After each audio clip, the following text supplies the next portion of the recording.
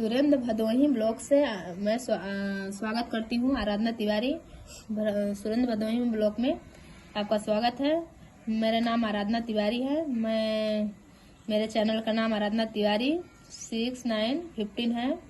आप लोग उस पर जाके पूरा वीडियो देखिए, अपना प्यारा आशीर्वाद दीजिए और जैसा भी होगा आप लोग बताइएगा। और चलिए, मैं एक नया भजन लेके आई हूँ, आप लोग जरूर सुनिएगा। जैसा होगा कमेंट करके बताइएगा। खींचत बा पापी चुनरिया मोहन तनी लजिया बचाइल। खींचत बा पापी चुनरिया मोहन तनी लजिया बचाइल।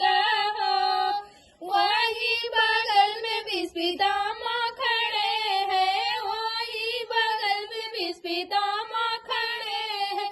उन्होंने फेरई नजरिया मोहन तनी लजिया बचाइला। उन्होंने फेरई नजरिया मोहन तनी लजिया बचाइला। खींचत बा पापी चुनरिया मोहन तनी लजिया बचाइला।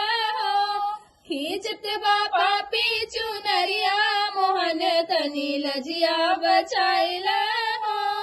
वही बगल में द्रोणाचार्य खड़े हैं, वही बगल में द्रोणाचार्य खड़े हैं। उन्होंने फेरई नजरिया मोहन तनी लजिया बचाइला। उन्होंने फेरई नजरिया मोहन तनी लजिया बचाइला। खींचत बा पापी चुनरिया मोहन तनी लजिया बचाइला। खींचत बा पापी चुनरिया मोहन तनी लजिया बचाइला। वही बगल में विस्पति जी खड़े हैं, वही बगल में विस्पति जी खड़े हैं। उन्होंने फेरई नजरिया मोहन तनी लजिया बचाइला। उन्होंने फेरई नजरिया मोहन तनी लजिया बचाइला।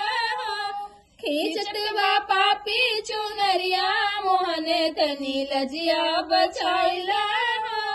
खींचत बा पापी चुनरिया मोहन तनी लजिया बचाइला।